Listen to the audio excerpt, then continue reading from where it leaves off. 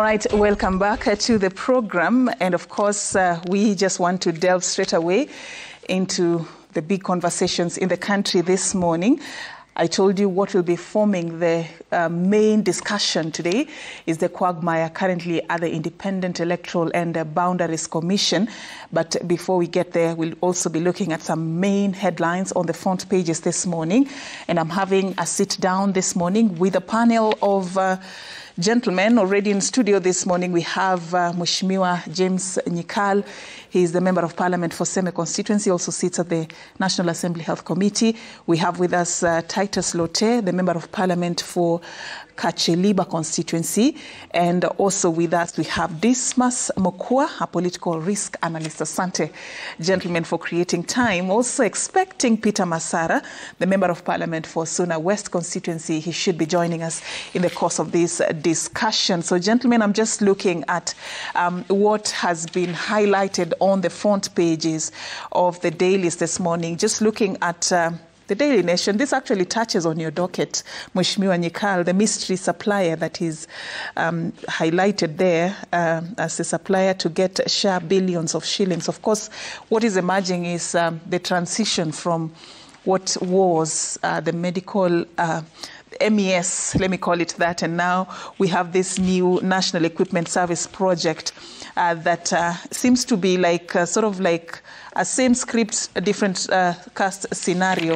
If you look at what has been highlighted on page 4 of this paper, it's taking us into the depth of what seems not to be changing much, because under MES, the country parted with 63 billion shillings in what was shrouded in secrecy to date. But now what we are currently under is that the National Equipment Service Project is going to see counties sign multi-billion shillings deal with the Health Ministry to lease equipment from the mystery supplier. So my question is centered around the mystery and the questions, and seems like we've not moved or learned any lessons with regards to the challenges that we experienced under MES. I don't know what your concerns would be looking at this story this morning, and probably what would be your recommendation on how best to address the issue of medical equipment in the country. I'm actually sad that this is going on, because I had the opportunity to see the beginning of, I don't know whether opportunity or misfortune, to see the beginning of MES. And we actually advised, and I remember at the time, I was again in the health committee, and there are issues we said needed to be done in terms of contracting before it was signed as a committee. I think the ministry at that time went ahead and signed them. And definitely the problems we were worried about, particularly in terms of payment and the relationship with the counties, came to be. And even at the end of MES, it's up to now, it's not clear to me, even to, we've had meetings with the ministry, and how did it end? Those equipments, what happened to them? Who owns them now? If they are working now, how are they being serviced? So even MES really, in a way, has not ended.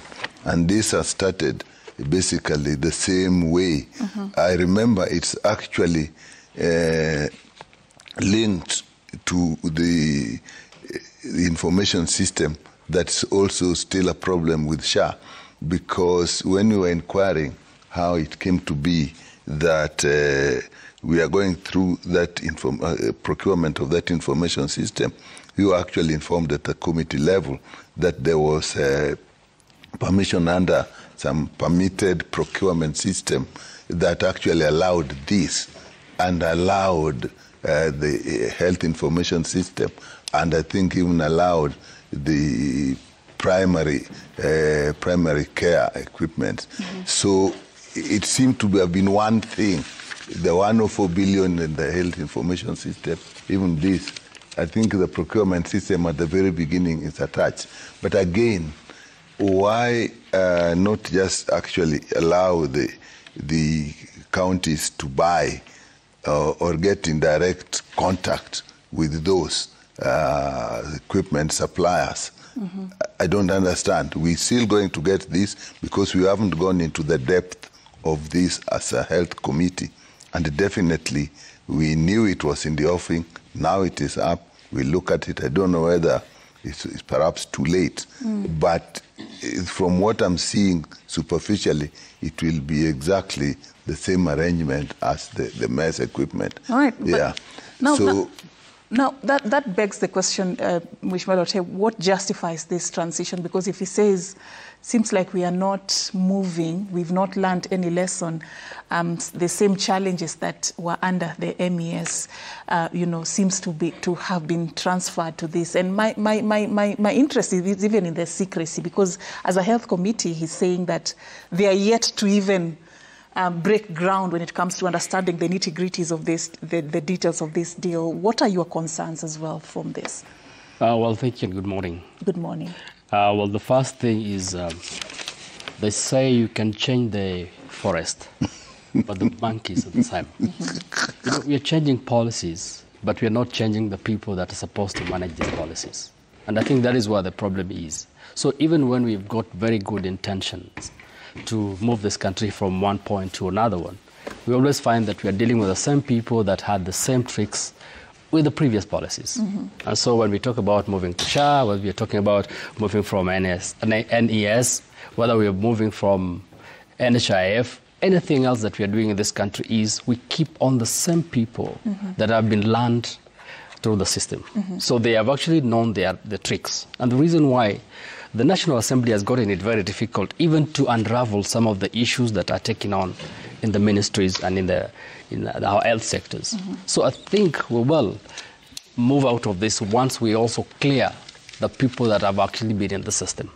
And my proposal will be, if we actually are going for very noble ideas, very noble principles, very noble policies, such as moving from NHIF to SHA, we also have people that are coming with fresh blood, so that we have fresh blood and fresh policies and fresh systems. Otherwise, we will have the same monkeys, then move to a different forest, and they'll behave the same. That is where the problem is. That is where the problem is.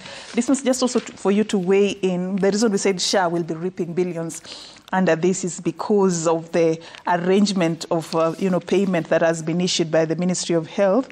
Now, the leasing fees will consume most of the money, and of course paid by the Social Health Authority on behalf of thousands of patients. Now, the proposed plan by the Health Ministry has seen some facilities already threatening to increase the cost of service to meet the cost of leasing the equipment under NESP. So the cost that they will experience at the facility will then be transferred to the patients themselves.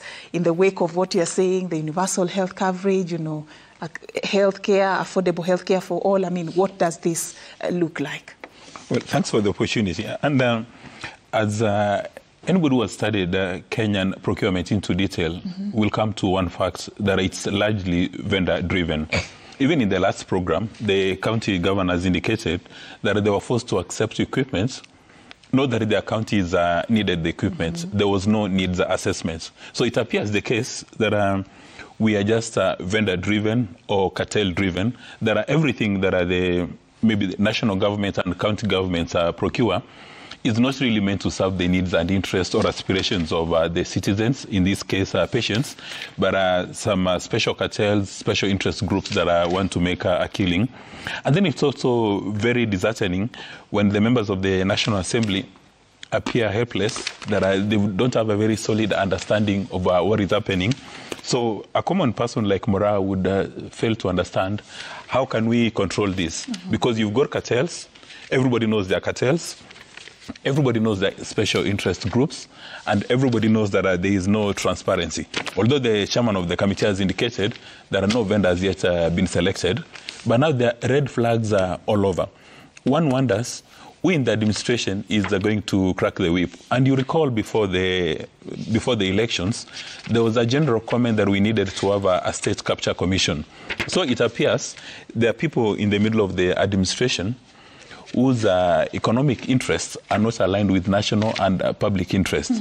Probably it's time to have something similar to the Zuma Commission in South Africa to understand really that these public procurements, to what extent do these vendors harm Mora's interests? And then alongside that, even when you talk about procurement of pharma, and I know Dr. Nyikala has more information to this, the cost of drugs in Kenya is obscene. That you may find maybe a tablet in Kenya, the recommended manufacturer's price would be maybe 10 Kenyan shillings, but in Kenya it's going for 50 shillings. While we say that we are a capitalist economy, you know, supply is supposed to meet demand, but some of those profits are obscene. And who bears the brunt? Poor Mura.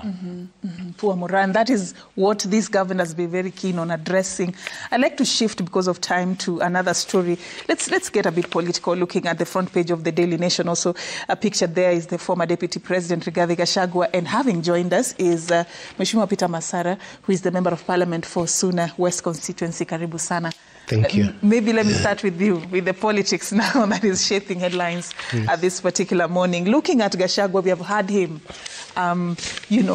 talking about the aftermath of his impeachment, and he has been very vocal about some of the going-ons that were happening in government when he was deputy president.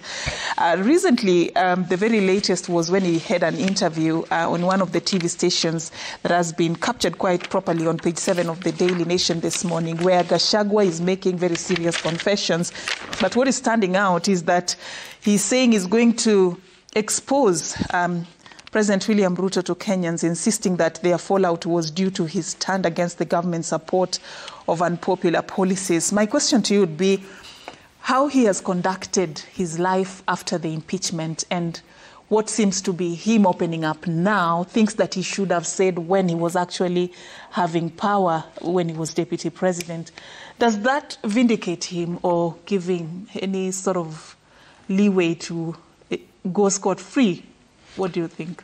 Actually, the person who should be held accountable and responsible for the messes in government should be Gachagua. He was the principal assistant to the president. And as you know, the country is too big and there are so many responsibilities the president has. He was supposed to do his work. If he failed to do his work, he should return even the money he was earning as a deputy president if he was not able to do what was expected of him. The right people usually speak when they are in the office, because that's when you have the authority. When you are out of the office, those are just sentiments to attract sympathy. And I sympathize with him. Even if he gets the sympathy of the entire country, cannot be elected anywhere. So I think Gachagua was misadvised. The kind of you think he's playing the politics of sympathy? Yes, he's playing the political sympathy, of which he cannot succeed, because we can't sympathize with somebody who was part and parcel of the bad happening and was quiet because he was earning by then. Now that he's not earning salary, he's speaking. Who is going to pay him for speaking now? We were paying him to speak when he was in the office. You know, if you look at Gachagua's character, it depicts somebody who the KANU system is enrooted in him to an extent that you cannot change him. And he doesn't want to change with the time. The politics of tribalism, the politics of divisive politics is long gone, because politics is a game of numbers. The more you are, the better opportunity for you to lead. And furthermore, Kenya, since Kenya is a multi-party democracy where everybody is needed on board, when you start playing the kind of politics Gachagua was doing, he was doomed to fail, because I was talking, don't touch the mountain. But we have even Mount Elgon, we have Mount Ogwasi, we have mountain in Kisii, in Suna West, we have Kirengo Mountain. So when he was just very specific about Central Province, that was not a very good picture for a deputy president of the Republic of Kenya. Ms. Mwanyika, what do you think? Was Gachagua the problem?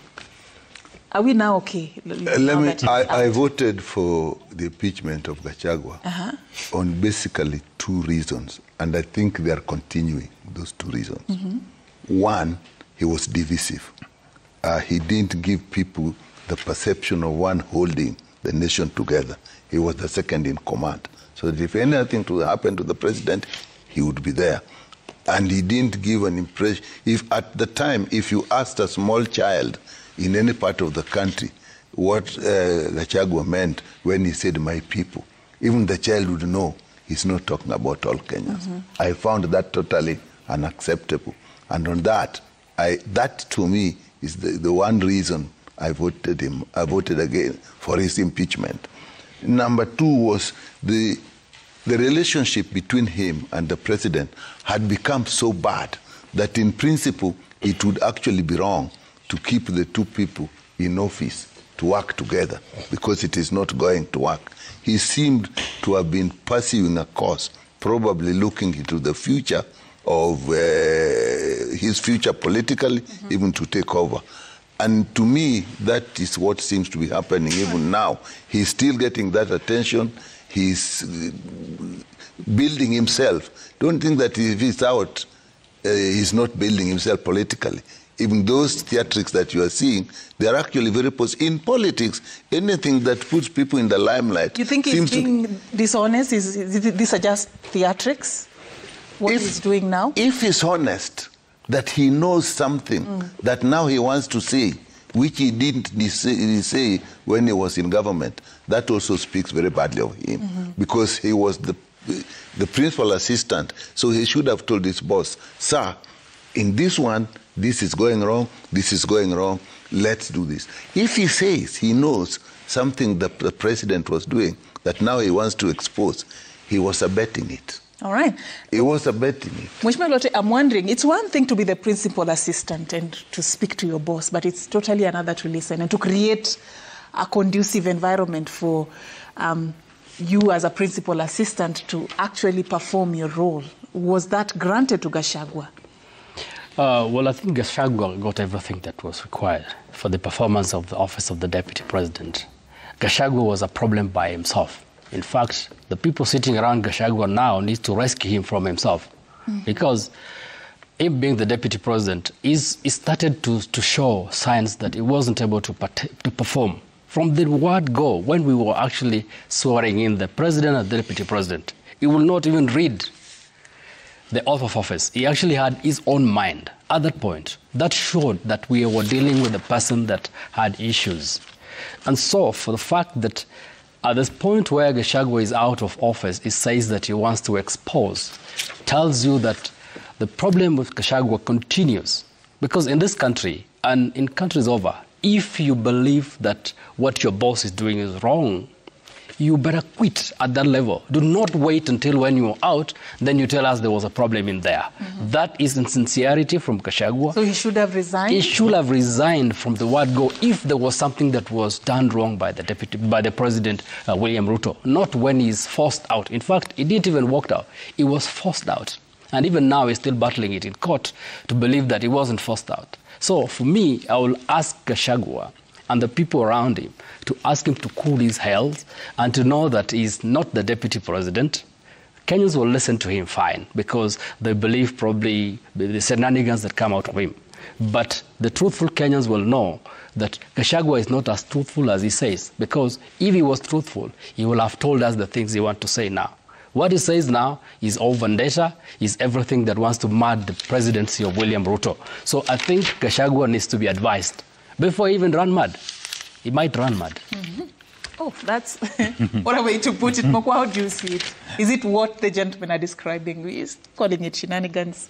Mheshimiwa Nyekali is calling what Gachagua is doing theatrics. What do you think? Absolutely. They're all correct because Honorable Gachagua is engaging in acts of misinformation and disinformation. We are made to believe that there's a concept called collective responsibility. That if you are in a cabinet, as members of the cabinet, you take a decision. Now, if you are unhappy with the decision-making process, then you air your views within the cabinet.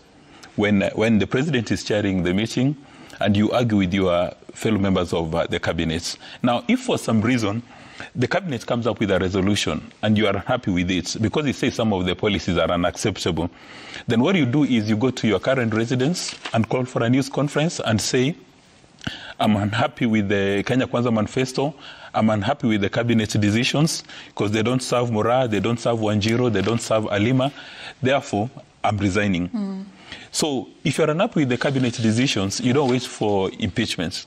You just take a walk. And we've had many Kenyans are doing that. At your place of work, you are unhappy with a memo, you say it was a nice doing business.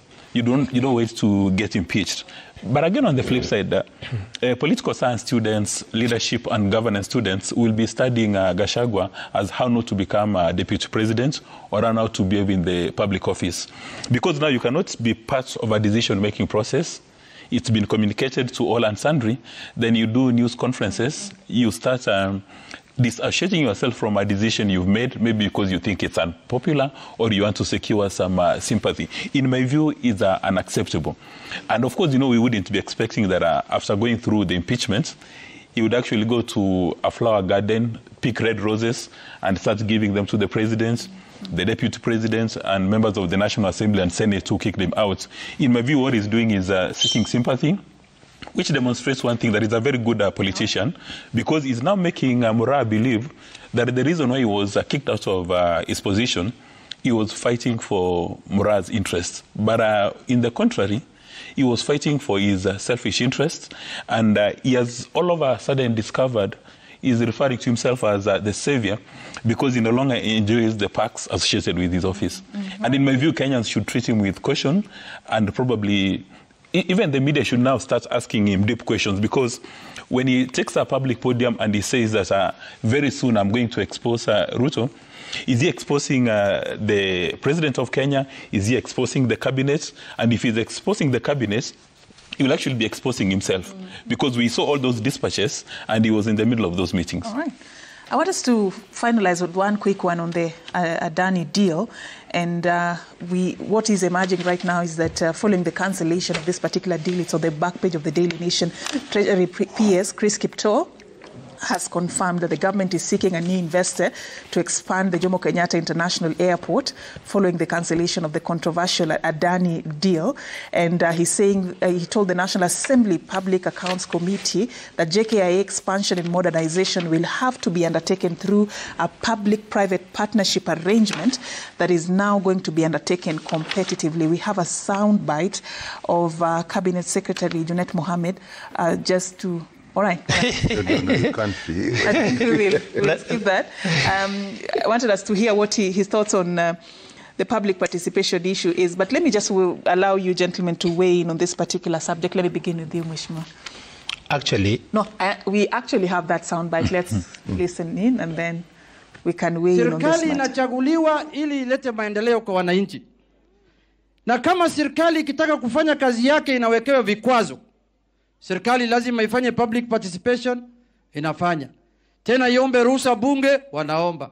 Tena waombe ruhusa kwa watu wa judiciary wa makotini, tena waombe kwa civil society, tena waombe ruhusa kwa watu wa kanisa. Serikali itafanya kazi siku gani? Serikali itafanya kazi siku gani? Wewe ukitaka kufanya vitu ya boma yako na bibi yako, unaomba watu ruhusa. Hata unaomba tu ruhusa mama. Unaweza omba mtoto yako, uombe baba yako, uende babu yako, unaweza fanya hivyo.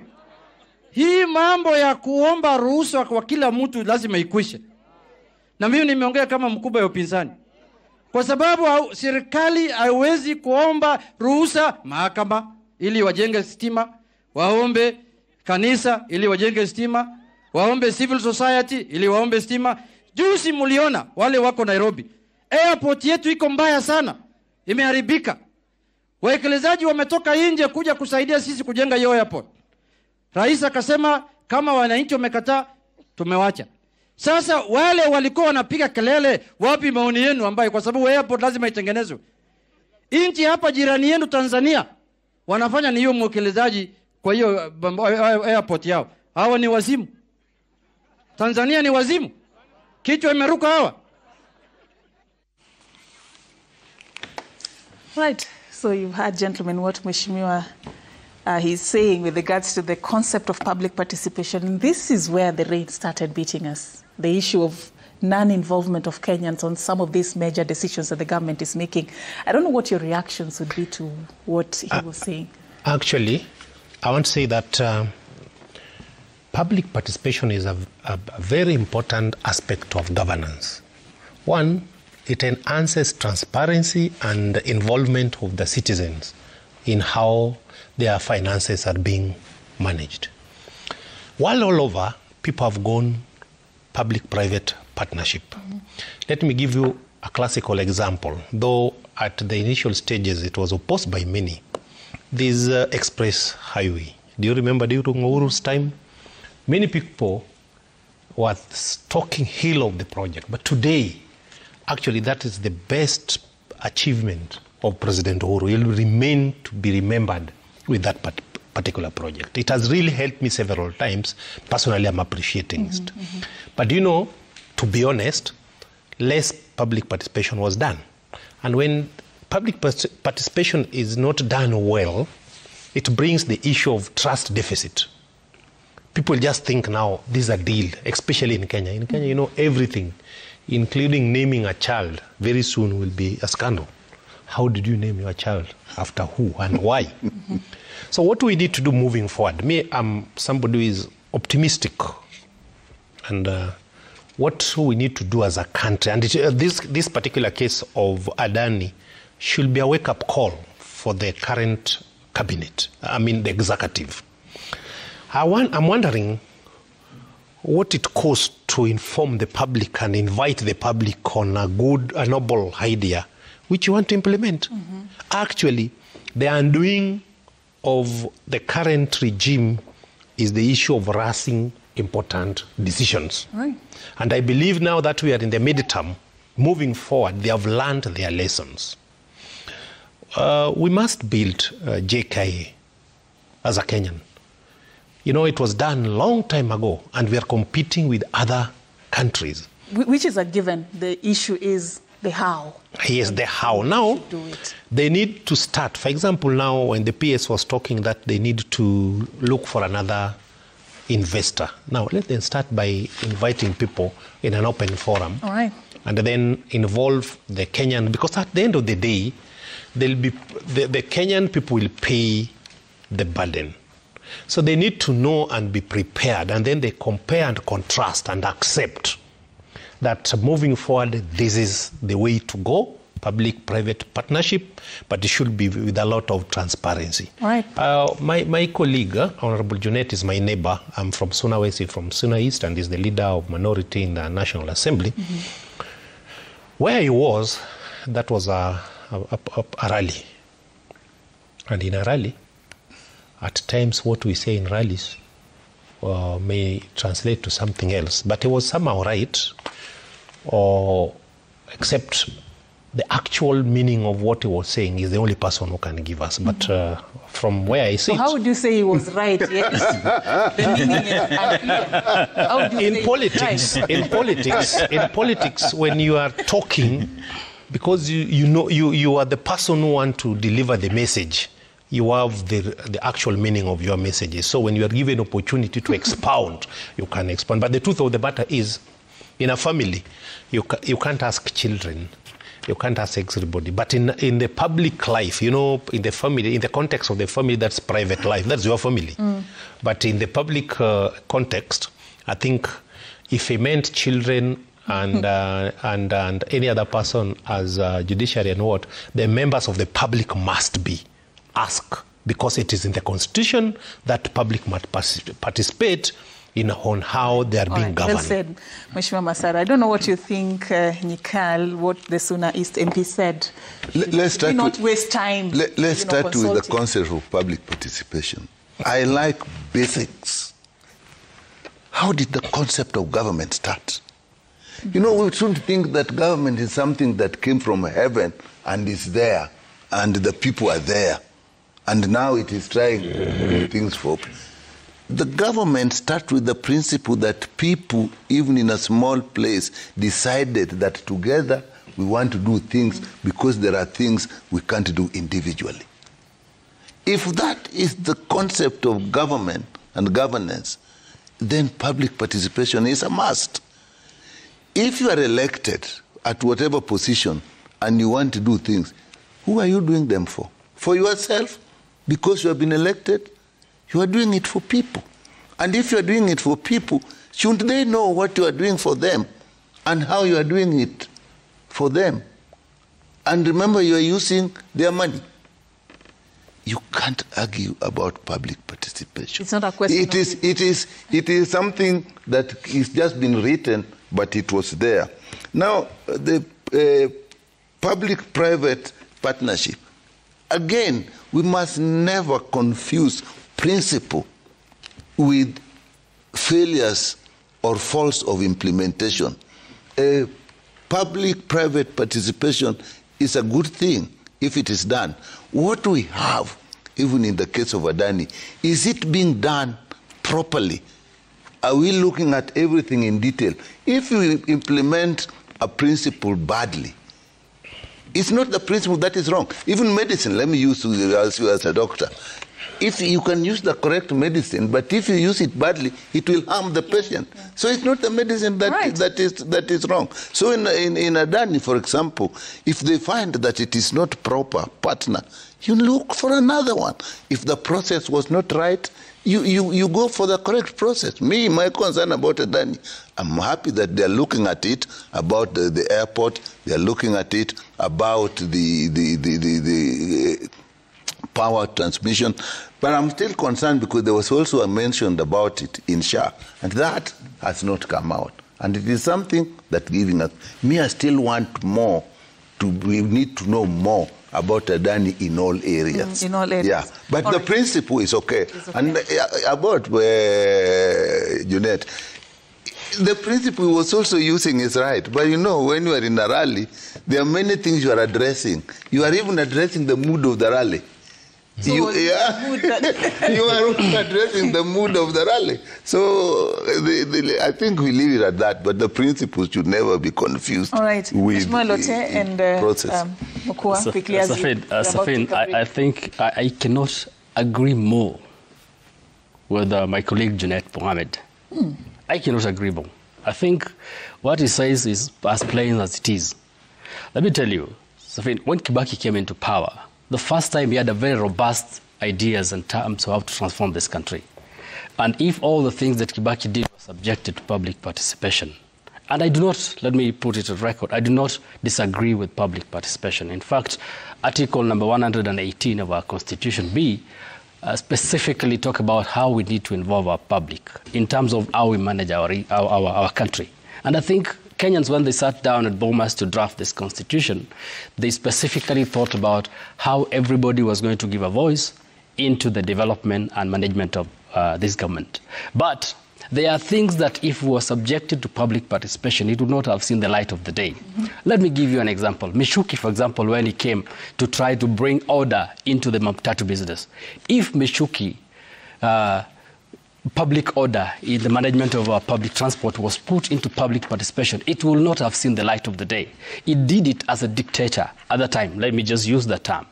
And up to now, we remember Mishuki as a person that never flipped in terms of what he wanted to do. What about issues of today, like Adani? I'm coming there because I'm giving some bit of background. Even when Thika Road was being constructed, let's use. We'll come there, but let's important that we learn from history.